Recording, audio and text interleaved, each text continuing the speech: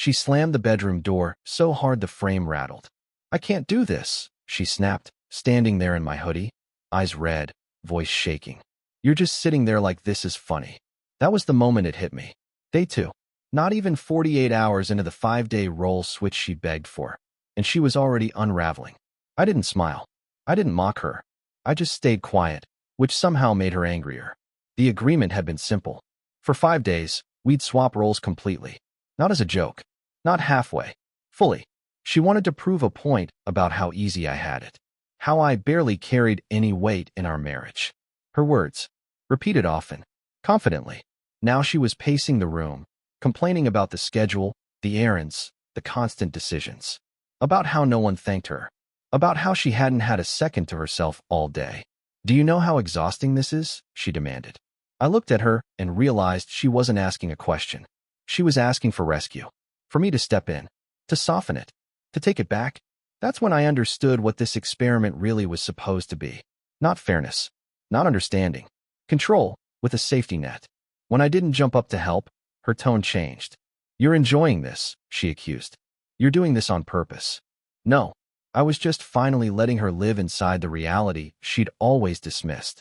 And standing there, watching her crack under the weight of a life she called easy, something irreversible shifted in me. This wasn't about roles anymore. It was about respect, and how quickly it disappears when entitlement meets reality. She didn't come up with the experiment during a calm, thoughtful conversation. It was born out of resentment. Weeks of comments disguised as jokes. Little digs tossed casually across the room like they didn't mean anything. "You don't even realize how easy you have it," she'd say. "If we switched roles, you'd fall apart in a day." At first, I brushed it off. I always did. I told myself she was stressed, tired, venting. But the idea kept coming back, sharper every time. She talked about it with confidence, almost excitement. Like she was imagining a reveal, a moment where I'd finally be exposed as lazy, incompetent, replaceable. What she really wanted wasn't equality. It was validation. Proof that her frustration was justified and my contribution was negligible. The experiment wasn't about learning what I carried. It was about confirming what she already believed. When she officially proposed it, she framed it like growth. "Couples do things like this," she said. "It'll be good for us." But there were rules. Her rules. 5 days only. No extensions. And this part mattered. I was still expected to be emotionally available if she needed support. She wanted the burden transferred, not the consequences. Looking back, I see how confident she was. She truly believed she'd breeze through it. That she'd finally get to say, "See, this is nothing." What she didn't account for was the invisible weight. The constant mental load. The way responsibility doesn't announce itself. It just stacks quietly until it owns your entire day. By the time day 2 arrived and she was already breaking, I understood something uncomfortable. She didn't want my role. She wanted my silence. What stuck with me the most wasn't her breakdown on day 2. It was how confidently she had described my role before any of this started. According to her, my life was simple. "You just go to work, come home, and exist," she said once, scrolling on her phone while I cleaned up dinner. She talked about my responsibilities like they were background noise, things that magically handled themselves while she carried the real weight of the marriage. She reduced everything I did to checklists. Bills paid automatically. Appointments barely taking effort. Emotional support, she claimed, was basic decency, not labor. The way she said it made it sound like I was coasting while she struggled uphill alone. And the worst part? She said these things with certainty. Like she'd audited my life and found it lacking. Like my exhaustion was imaginary, my stress self-inflicted, my role interchangeable. When she pitched the experiment, she even laughed. "I'll finally get a break," she said. "You won't last." That laugh came back to me on day 2, when she was standing in our bedroom near tears because she hadn't had a moment to breathe. Because decisions kept piling up.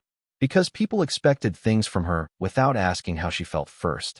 Everything she'd dismissed as easy suddenly had weight. And watching her struggle inside the version of my life she'd mocked felt surreal. Not satisfying. Not vindictive. Just revealing. I realized then that this wasn't just about underestimating my role. It was about how little curiosity she'd ever had about my experience at all. She never wanted to understand it. She wanted to judge it. And once you see that kind of dismissal clearly, you can't unsee it. My role in this experiment, according to her, was supposed to be simple, almost relaxing. I was to finally see how good I had it. Her words, not mine. I was expected to step back, to let her handle everything I usually managed without comment. Planning, coordinating, remembering, absorbing stress so it didn't spill everywhere else. Meanwhile, my new responsibilities were intentionally vague. Rest, observe, support if needed. She made it sound like a vacation I'd somehow been hoarding for years.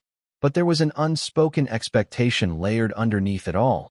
I was still supposed to be available, still emotionally present, still ready to jump in if she got overwhelmed, but only quietly, invisibly, without making it obvious that she was struggling.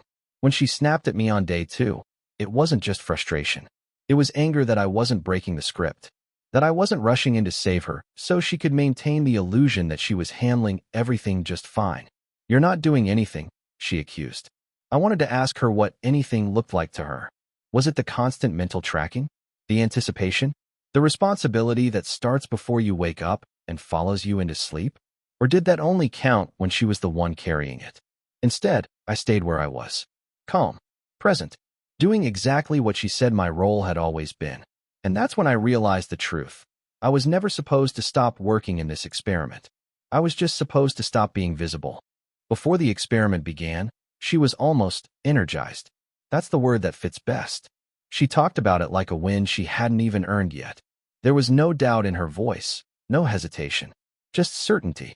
She told friends about it like it was funny. "We're switching roles for 5 days," she said, laughing. "He's finally going to see how easy his life is." Easy. She used that word a lot. The night before we started, she laid out her expectations like instructions to someone she assumed would fail.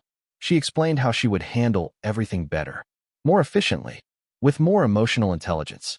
She even warned me not to get defensive when she inevitably proved her point. I remember watching her talk and feeling strangely distant, like I was listening to someone describe a stranger's life, not mine. She wasn't curious. She wasn't asking questions. She didn't want details. She already knew the outcome in her head. That confidence wasn't rooted in understanding. It was rooted in dismissal. She believed she was stepping into a role beneath her. Something manageable, temporary, something she could dominate and then hand back with a smug smile and a lesson attached.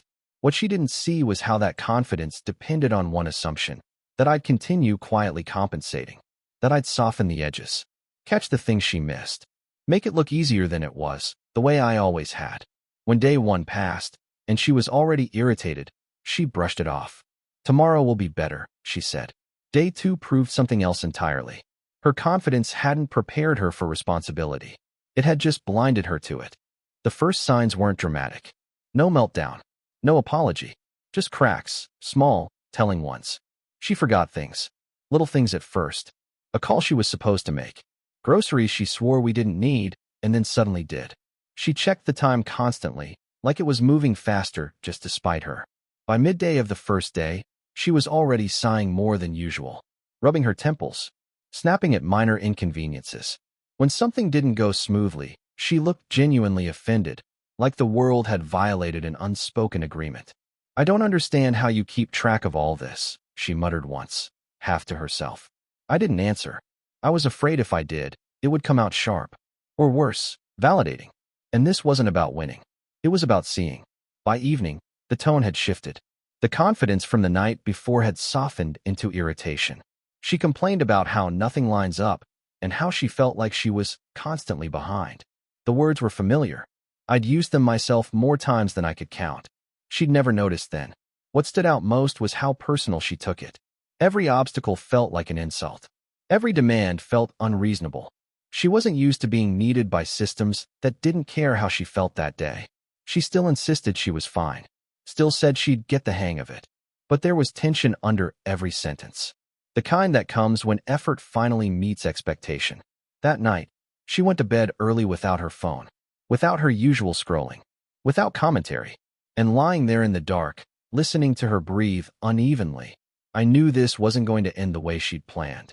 By the morning of day 2, the complaints started coming out louder, less filtered. They weren't observations anymore. They were accusations aimed at the situation itself. She said the schedule was unrealistic, that too many things were happening at once. That people expected too much from her without explaining things properly.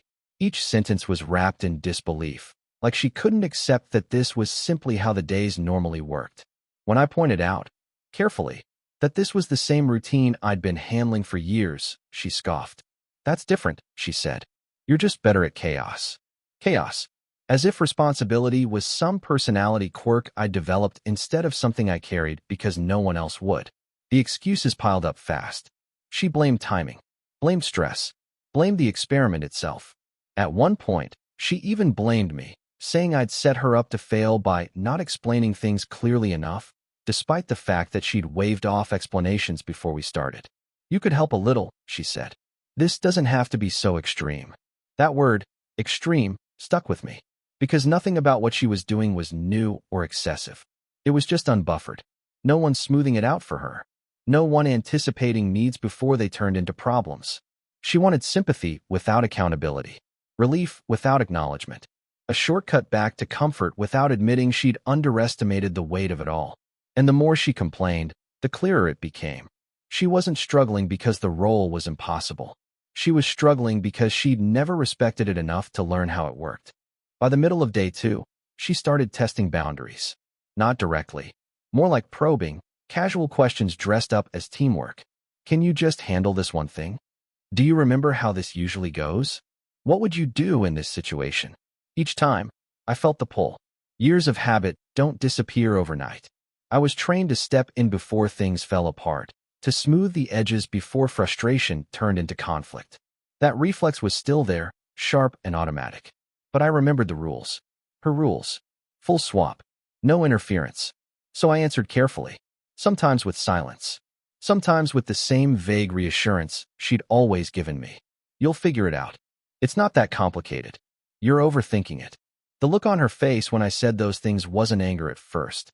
It was confusion. Like she was hearing her own words played back in a tone she'd never listened to before. You're being kind of cold, she said. I almost laughed. Instead, I nodded. I'm just doing my role, I replied. That's when irritation turned into resentment. She accused me of being passive-aggressive, of enjoying her discomfort, of turning this into a power move. But I wasn't changing the rules. I was finally respecting them. What she couldn't stand wasn't the workload. It was the lack of rescue. The absence of the invisible safety net she'd always assumed would be there no matter how dismissive she was. And in that moment, it became painfully clear she didn't want equality. She wanted me available, but only when it benefited her. By the afternoon, her frustration had hardened into anger, not at the situation, but at the fact that it wasn't bending for her. Reality refused to negotiate, and she took that personally. She slammed cabinets, muted calls halfway through, tossed her phone onto the couch like it had betrayed her. Every interruption felt like an attack. Every responsibility felt unfair. And the more she struggled, the more she looked for somewhere to aim it. That somewhere was me. This isn't how it's supposed to be, she snapped. According to who? I asked calmly. She didn't answer. She just stared at me like I'd said something cruel instead of obvious. What scared her wasn't the work. It was the loss of narrative. She'd built this story where I was coasting, and she was carrying us both. But now she was inside that story, and it didn't feel noble or empowering. It felt exhausting and thankless. You're just standing there, she accused again. You don't even care. That wasn't true. I cared enough to stop pretending. Enough to let her face the unfiltered version of what she'd minimized for years. Enough to not step in and save the illusion. Her anger spiked when she realized this wasn't temporary discomfort, it was exposure. Every complaint she'd ever made about me echoed back at her through her own voice. And that's when it hit me. Anger was easier for her than humility. Blaming reality was easier than admitting she'd been wrong. Much easier than admitting she'd never really seen me at all. Reality hadn't failed her. It had just stopped being padded. The shift was subtle at first, but once it happened, there was no going back. Somewhere between frustration and exhaustion, she stopped seeing the experiment as something she agreed to and started treating it like something I was doing to her. This feels intentional, she said, narrowing her eyes at me. Intentional how? I asked. Like you're setting me up to fail. That was the moment accountability left the room. She said I'd withheld information, that I'd made things harder than they needed to be, that if I were a good partner, I wouldn't just sit back and watch her struggle. Never mind that she'd insisted on full separation. Never mind that she'd laughed at my role before any of this began. Suddenly, the rules were flexible, but only in one direction. She accused me of being smug, of enjoying control, of finally getting some kind of revenge for things she couldn't quite name. The irony was almost unbearable. I wasn't seeking power. I was stepping out of the way. What kind of husband does this? She demanded. The kind who listens. She couldn't accept that the difficulty came from the role itself. That would mean admitting she'd been wrong. So instead, she reframed the struggle as betrayal. My calm became cruelty. My consistency became manipulation. And the more she blamed me, the clearer it became. She didn't want truth. She wanted comfort, and someone else to carry the guilt. The moment I stopped helping wasn't dramatic. No announcement. No argument. It happened quietly, inside my head, like a switch finally flipping into place. She was standing in the kitchen, overwhelmed again, listing everything that was going wrong as if I were a manager she needed to convince. Halfway through her rant, she looked at me and said, almost casually, "You could have warned me it was this bad." That sentence did it. Because I had warned her. Not with speeches, but with years of showing up. With consistency. With doing the things she never noticed because they were always done before they became problems. She just hadn't listened. Or cared. In that moment, I realized every time I'd helped in the past, I wasn't being supportive. I was erasing evidence. Covering cracks. Making imbalance look like harmony. And as long as I kept doing that, she'd never see the truth. So I didn't move. Didn't explain. Didn't soften my tone. I just said, "You told me this was easy." Her face hardened instantly. "So you're just going to let me drown?" That word, let, revealed everything. As if responsibility belonged to me by default. As if her discomfort was my failure. I finally understood that helping her now wouldn't be kindness. It would be dishonesty. It would restore the illusion she was desperate to protect. So I stayed still. Not cold. Not cruel. Just present. Just honest. And in that silence, something fundamental changed. Not in her, in me. I stopped carrying what was never meant to be carried alone. The argument exploded that night, not because of one big thing, but because everything finally collided at once. She was exhausted, furious, and running out of places to redirect the blame. "I feel like you're punishing me," she said, voice raised, hands shaking. This was supposed to be an experiment, not some sick lesson. I told her calmly that I was doing exactly what she asked, that I hadn't changed the rules, that I hadn't sabotaged anything. I'd just stopped compensating. That's when she lost it. "So you admit it," she snapped. "You want me to struggle?" "No," I said. "I want you to see." She laughed, sharp, bitter. "See what? That you think you're some kind of martyr?" That word hit harder than she realized. Because martyrs choose suffering. I hadn't. I'd just absorbed it quietly for years and called it partnership. She accused me of being emotionally distant, of turning the experiment into a power play, of withholding support to make a point. Every accusation carefully avoided the one thing she couldn't say out loud. "This is harder than I thought." I asked her one simple question, whether she still believed my role was easy. She didn't answer. Instead, she said, "This isn't fair." And that was the most honest thing she'd said all week. The argument didn't end with resolution. It ended with exhaustion. With both of us standing in the same room, realizing we weren't arguing about 5 days anymore. We were arguing about years. And for the first time, I wasn't trying to fix it. Their meltdown didn't look like screaming right away. It started with tears she tried to control and couldn't. The kind that makes someone angry at their own face for betraying them.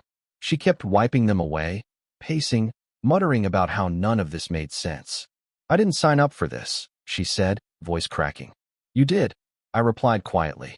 That's when it turned. She started crying harder, but the tears weren't about exhaustion anymore. They were about humiliation, about the sudden collapse of the image she had of herself. Competent, burdened, unappreciated, but ultimately right. Reality had ripped that away in under 2 days. "This is too much," she sobbed. "I can't do everything. I feel invisible." The irony hung in the air between us, heavy and cruel. Invisible. The word she'd never once used to describe me. She accused me of being heartless, of watching her fall apart without stepping in. She said any decent husband would have ended the experiment early. That love meant protection, not exposure. But what she was really asking for was escape. A reset. A way out without admitting what this had revealed. When I didn't give it to her, her breakdown sharpened into rage. You wanted this, she shouted. You wanted me to fail. I shook my head. No, I said. You wanted me to. That stopped her cold. The silence after that was louder than the yelling. Because somewhere underneath the tears and accusations, she understood. Not fully, not comfortably, but enough to hurt. Her meltdown wasn't about the work. It was about seeing herself without the story she'd been telling for years, and realizing she didn't like what was left. After her meltdown, something in me went quiet. Not numb, clear. The emotional static that had followed me for years just shut off. I wasn't angry anymore. I wasn't trying to win. I wasn't even trying to be understood. I stopped reacting. She noticed almost immediately. My calm unnerved her more than any argument ever had. When she complained, I listened without interrupting. When she accused, I didn't defend myself. When she cried again later that night, I didn't rush to fix it. You don't care anymore, she said, watching me from across the room. I care, I answered honestly. I just don't carry what isn't mine. That was the line she couldn't cross. For years, my emotional labor had been automatic, smoothing tension, absorbing blame, anticipating needs before they were spoken. Detachment felt wrong at first, like neglect. But then it felt like oxygen, like standing upright after years of hunching forward. She tried to pull me back in, changed her tone, asked softer questions, even apologized, vaguely, carefully, without naming anything specific. It was all designed to restore the old balance where I overfunctioned and she never had to look too closely. But I didn't step forward. I realized emotional detachment wasn't cruelty. It was self-respect finally catching up to reality.